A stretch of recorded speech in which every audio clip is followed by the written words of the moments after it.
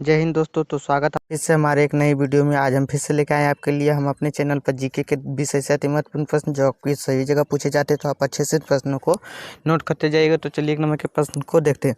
1 number का प्रश्न कर रहा है कि बांग्लादेश का राष्ट्रीय खेल कौन सा है, यानी बांग्लादेश है उस देश का राष्ट्रीय खेल कौन सा है। तो आपके ऑप्शन है table tennis, B kabaddi, C hockey, D judo. तो आपका सही जवाब जो होगा ऑप्शन बी होगा, कबड्डी जो है बिल्कुल सही जवाब होगा। वो बांग्लादेश का राष्ट्रीय खेल है। अगला सवाल देखते हैं। बांग्लादेश का राष्ट्रीय पक्षी कौन सा, यानी बांग्लादेश का जो राष्ट्रीय पक्षी वो कौन सा है। तो आपके ऑप्शन है ए कोयल, बी गोरैया, सी डोयल, डी कौवा। तो आपका सही जवाब हो जाएगा ऑप्शन सी, डोयल जो है बांग्लादेश का राष्ट्रीय पक्षी है। अगला सवाल देखते हैं। विश्व गौरैया दिवस कब मनाया जाता है, यानी विश्व गौरैया दिवस किस तिथि को मनाया जाता है। तो आपके ऑप्शन है ए 20 मई, बी 20 मार्च, सी 20 दिसंबर, डी 20 फरवरी। तो आपका सही जवाब हो जाएगा ऑप्शन बी, 20 मार्च को जो है विश्व गौरैया दिवस मनाया जाता है। अगला सवाल देखते हैं। विश्व मधुमक्खी दिवस कब मनाया जाता है, यानी विश्व मधुमक्खी दिवस किस तिथि को मनाया जाता है। तो आपके ऑप्शन है ए 20 मई, बी 20 मार्च, सी 20 दिसंबर, डी 20 फरवरी। तो आपका सही जवाब हो जाएगा ऑप्शन ए, 20 मई को जो है विश्व मधुमक्खी दिवस मनाया जाता है। अगला सवाल देखते हैं। नेपाल के प्रथम राष्ट्रपति कौन थे, जो नेपाल देश है उस देश का प्रथम राष्ट्रपति कौन थे। तो आपके ऑप्शन है ए नरेंद्र मोदी, बी रामवरम यादव, सी सुवाली मिश्रा, डी नूर अहमद। तो आपका सही जवाब हो जाएगा ऑप्शन बी, रामवरम यादव जो थे वो नेपाल के प्रथम राष्ट्रपति थे। अगला सवाल देखते हैं। पशुपतिनाथ मंदिर कहाँ पर स्थित है, ये जो पशुपतिनाथ मंदिर वो कहाँ पर स्थित है। आपके ऑप्शन है भारत में, बी नेपाल में, सी जापान में, डी श्रीलंका में। तो आपका सही जवाब हो जाएगा ऑप्शन बी, नेपाल के जो राजधानी है काठमांडू वहाँ पे जो है पशुपतिनाथ मंदिर स्थित है। अगला सवाल देखते हैं। कवकों का अध्ययन क्या कहलाता है, कवक है उसका अध्ययन क्या कहलाता है। तो आपके ऑप्शन है माइकोलॉजी, बी फाइकोलॉजी, सी फैकोलॉजी, डी बायोलॉजी। तो आपका सही जवाब हो जाएगा ऑप्शन है माइकोलॉजी जो है वो कवकों का अध्ययन कहलाता है। अगला सवाल देखते हैं। ये सभी सवाल जो इंपॉर्टेंट है आप अच्छे से नोट करते जाइएगा। अगला सवाल कर रहा है कि शैवालों का अध्ययन क्या कहलाता है, यानी शैवालों का अध्ययन क्या कहलाता है। तो आपके ऑप्शन है माइकोलॉजी, बी फाइकोलॉजी, सी फैकोलॉजी, डी बायोलॉजी। तो आपका सही जवाब हो जाएगा शैवालों का अध्ययन जो है वो फाइकोलॉजी कहलाता है। ये दोनों सवाल में आप कंफ्यूज नहीं होइएगा, अच्छे से देख लीजिएगा। अगला सवाल देखते हैं। ताप बढ़ने से ध्वनि की चाल क्या होती है, यानी ताप बढ़ता तो ध्वनि की चाल में क्या परिवर्तन होता है। तो आपके ऑप्शन से बढ़ती है, घटती है, समान रहती है, डी कुछ नहीं। तो आपका सही जवाब हो जाएगा ऑप्शन है बढ़ती है, यानी ताप बढ़ने से ध्वनि की चाल भी बढ़ती है। अगला सवाल देखते हैं। रक्त में पाए जाने वाले धातु कौन सी, यानी रक्त में पाए जाने वाले धातु कौन सा। तो आपके ऑप्शन है लोहा, बी निकेल, सी कोबाल्ट, डी एल्युमिनियम।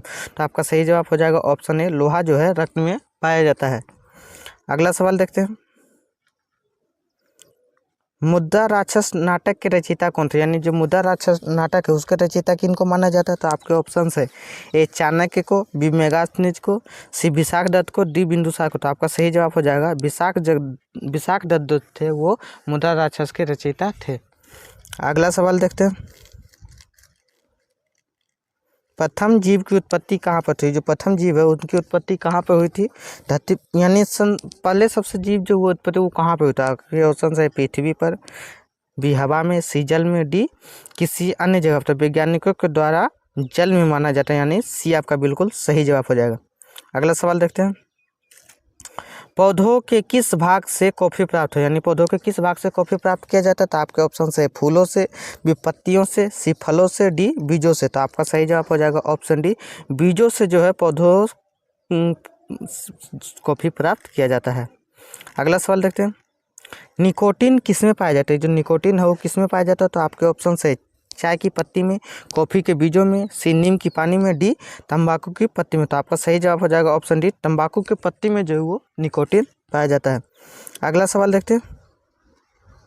आनुवांशिकता का जन्मदाता किनको कहा जाता है, आनुवांशिकता उसका जन्मदाता किसको कहा जाता है। आपके ऑप्शन है लेमार्क को, बी डार्विन को, सी मेंडल को, डी खुराना को। तो आपका सही जवाब हो जाएगा ऑप्शन सी मेंडल, जिनका पूरा नाम ग्रेगोर मेंडल है, उनको आनुवांशिकता का पिता कहा जाता है। अगला सवाल देखते हैं कि आलू का कौन सा भाग खाया जाता है, यानी आलू का कौन सा भाग ऐसा है जो खाया जाता है। तो आपके ऑप्शन है जड़, बी तना, सी बीज, डी पत्ती। तो आलू का तना खाया जाता है, बी आपका बिल्कुल सही जवाब हो जाएगा। तो चलिए अगला सवाल देखते हैं। रडार का आविष्कारक कौन था, यानी जो रडार है उसका आविष्कारक किनको माना जाता है, तो आपके ऑप्शन से बिसबोल, बी फ्लेमिंग, सी ऑस्टिन, डी रॉबर्ट वाटसन। तो आपका सही जवाब हो जाएगा ऑप्शन डी, रॉबर्ट वाटसन को जो है रडार का आविष्कारक माना जाता है। अगला सवाल देखते हैं, रक्त मापने वाले यंत्र को क्या कहते हैं, जो रक्त मापने वाले यंत्र उसको क्या कहा जाता है, तो आपके ऑप्शन से ए आमीटर, बी एनीमोमीटर, सी स्फेरोमीटर, डी स्फिगेनोमीटर। तो आपका सही जवाब हो जाएगा ऑप्शन डी, स्फिगेनोमीटर जो है उसे रक्त मापने वाला यंत्र कहा जाता है। अगला सवाल देखते हैं, चुंबकीय सुई किस तरफ संकेत करती है, यानी जो चुंबकीय सुई किस ओर संकेत करती है, तो आपके ऑप्शन से पूर्व की ओर, बी उत्तर की ओर, सी पश्चिम की ओर, डी आकाश की ओर। तो आपका सही जवाब हो जाएगा ऑप्शन बी, उत्तर की ओर जो है चुंबकीय सुई संकेत करती है। अगला सवाल देखते हैं, सबसे छोटा दिन कब होता है, तो आपके ऑप्शन से यानी सबसे छोटा दिन कब होता है, आपके ऑप्शन से ए 23 दिसंबर, बी 23 सितंबर, सी 23 जून, डी 23 अप्रैल। तो आपका सही जवाब हो जाएगा ऑप्शन ए 23 दिसंबर को जो है सबसे छोटा दिन होता है। अगला सवाल देखते हैं, कह रहा है कि विश्व का सबसे छोटा देश कौन सा, यानी विश्व का सबसे छोटा देश कौन सा है, इसका जवाब आप लोग हमें कमेंट करके जरूर बताइएगा। अगर वीडियो अच्छा लगे तो वीडियो को लाइक और चैनल को सब्सक्राइब जरूर कर दे, ताकि इस तरह के वीडियो हम आप तक लेके आते रहे। तब तक के लिए जय हिंद, मिलते हैं फिर अगले वीडियो में।